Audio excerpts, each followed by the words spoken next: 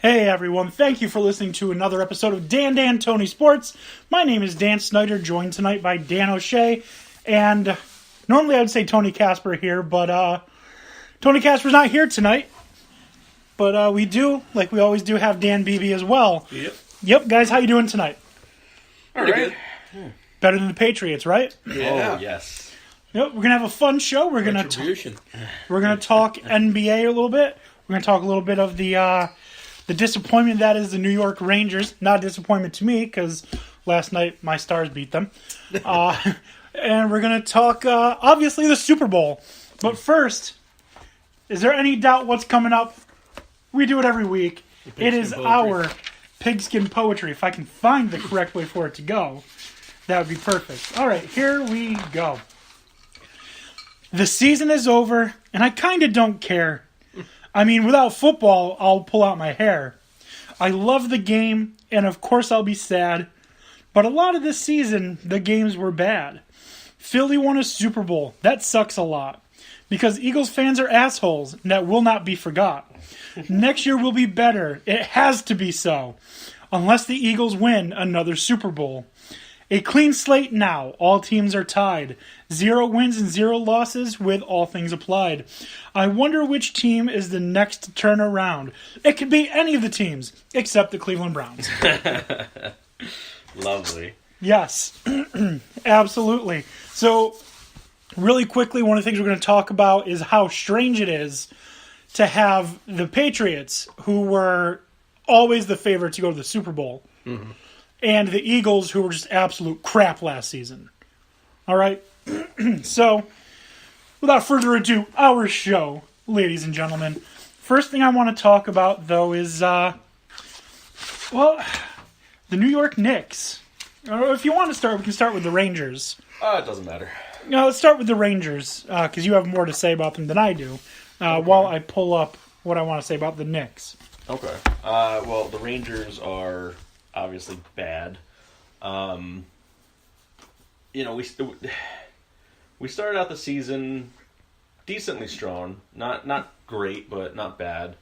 And it's just gone off the rails. And of course, part of it's due to injury woes, but it's time to fire Alain Vigneault.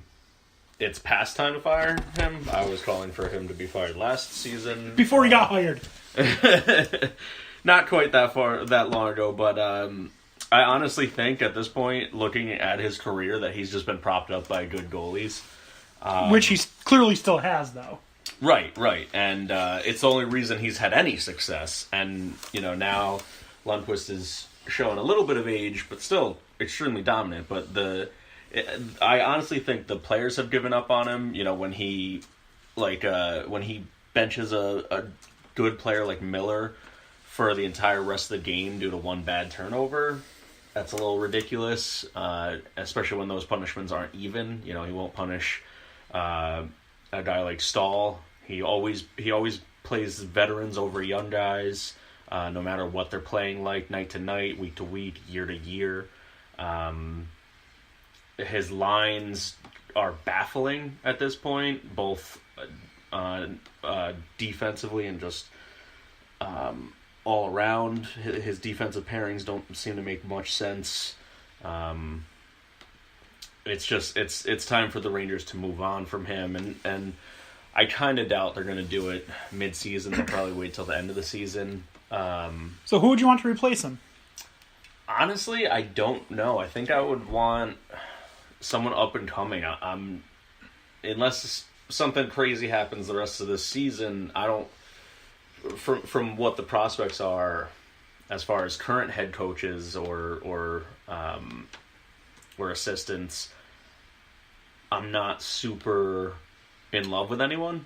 The head coaches that will be available, or former head coaches, I'm not super impressed with. And I think it's the time for the Rangers to go for someone young, take a risk on someone that's like Barry Melrose. Proven. Oh yeah, Barry Melrose. Yeah, like Barry Melrose. Maybe Rick DiPietro. Sure. He's already said he wants to get into coaching. He would never coach the Rangers. Yeah, no, I wouldn't want to do Pietro. Not surprising coming from an Islander, right? Exactly. And, you know, the game last night just highlighted some of the many problems. The Rangers just stood around, you know, not even moving toward the puck at one point in the very beginning, like the first goal. There were at least 4 players that were just standing there. Really quickly, I'm starting to wonder. Yeah. The first, an anomaly, blew my mind. The first period, the Stars took 49 shots in the first period. Mm-hmm. Yeah. And didn't score a goal. Yeah.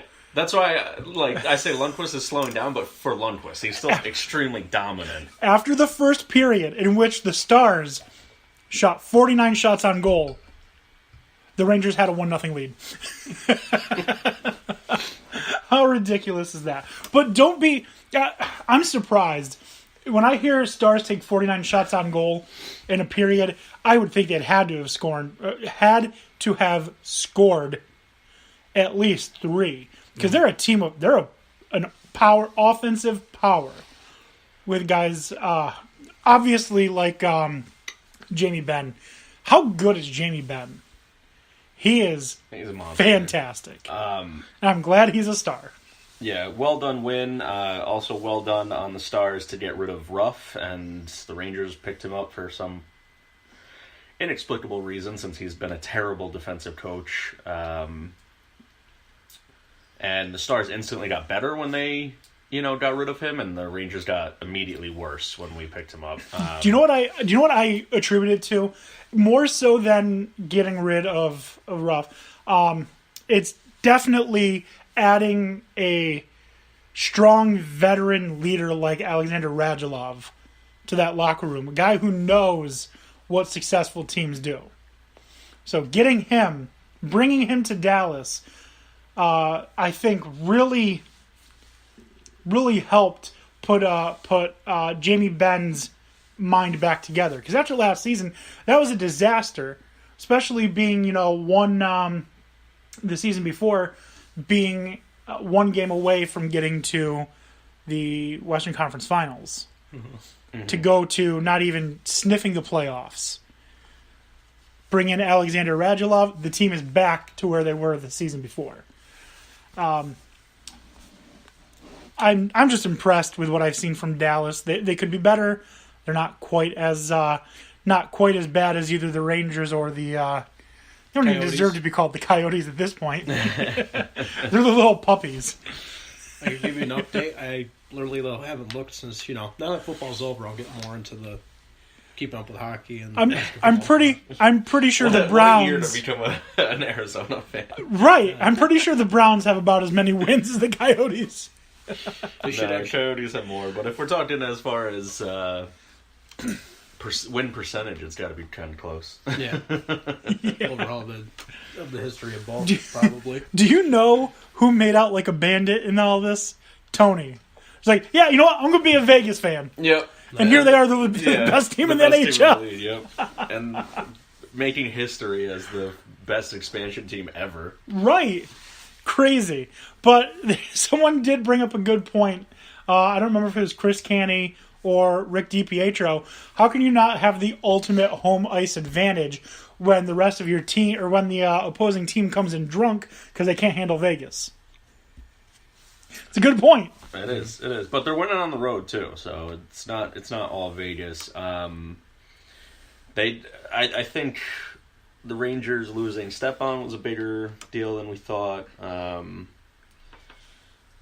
But yeah, it's not, and for the Rangers specifically, it's not just the coaching. It's also the players just don't seem to have it. There's a good young core, but I think some things need to happen. Rick Nash is now on the trade block. He's given his team his list of teams that he'd be willing to be traded to, because he does have a no trade clause in his contract, which is the dumbest thing ever. Like, yeah, no, this marriage is gonna work out perfectly. We're not gonna trade you. Well, I mean, I get it, because it usually means you can spend less on a player, and if you think they're gonna be great. And Nash has been pretty good, but he just doesn't fit really with this team anymore. And I think Which is a shame because he's really good. Yeah, I think the Rangers need to pretty much just retool, and they have a lot of good pieces that it shouldn't be that painful of a process to do, but it might mean that we miss out on Lundqvist's window. It might be a 1 to 2 year turnaround, but it could be a little bit longer than that. Our talent pool, as far as prospects go, is pretty scarce right now because we've done a lot of rental deals. But a rental in any sport is usually, it can get you from really good to great, but it can't keep doing that for you. Well, good and example. They've been trying to do that over and over again. Good example is the Cubs. Like, for years, they've been bringing in these rentals, guys like Ben Zobrist and all that. Mm-hmm. But it finally works out when they bring in Aroldis Chapman, just for him to head back to the Yankees. Right. So they get Gleyber Torres in the farm system for Aroldis Chapman for half a season. And then what happens? They bring back Aroldis Chapman, and they still have Gleyber Torres. So, like, the rental system works out occasionally. It's just, how much does this one championship mean to you? Right. Yeah. And, it makes sense if you're on the cusp. So it made sense for the Rangers for a couple years, but the past couple years, I don't think it made a ton of sense when we couldn't really get past the first round or two of playoffs. And now it doesn't even look like, we might make the 8th seed because of Lundqvist. Without him, we'd be a bottom of the barrel team. I wouldn't be optimistic. Yeah. Which is strange because, like, it just feels wrong, the Rangers not being in the playoffs. I'm not even a Rangers fan. They're just teams that should be in the playoffs every year. And I hate saying this, but, like, the years the Giants don't make the playoffs, it just feels dirty. Yeah. You know what I mean? Yep. Like, as much as I hate the Giants, they're a classy organization. They're a classy team. If they do well, they deserve it. Right. And this coming from Dallas fan. Yeah, it's high praise. They're doing the right thing. The only issues that I've had have come this past season, where they benched Eli for no good reason at all, and stopped history. Yeah. Well, that was, I think, a McAdoo call and McAdoo what happened? What happened with that is the owners were like, "Hey, if Eli's not doing well, we want you to pull him and put in one of the other guys." And he took that as, "I'm not going to start you. I'm starting one of the other guys." Right, which I don't think was the intent at all. It was more like, see what you got in the young guys after a game is already lost. It wasn't even if the game is already lost. It's, does he look like he's performing well for this quarter? If yes, keep him in another quarter. If not, take him out. Mm-hmm. But that somehow got perverted to just bench the poor guy. Right. But anyways, let's get back to the Rangers because that's what we're talking about. Yeah, it's a variety of issues, but I think you gotta get new coaching and you gotta trade some of these older guys. Don't trade Zuccarello. Never trade Zook. Zook is the heart and soul of this team. I don't think that's a guy you can trade. But trade Nash. There was also talk of trading McDonough, which I don't really like either. Well, let me ask you this question then. Would you trade one of those guys you don't like if Tavares says, I'm coming. Trade, come get me. Would you trade away a guy you don't want to trade away? That's iffy. Okay. Because Tavares is like the king. Yeah. He's like the king of hockey right now. Yeah. I mean, I guess it would depend on how much he's going to cost, too. I don't know what his cap hit is versus a guy like... It would probably take McDonough to get him. I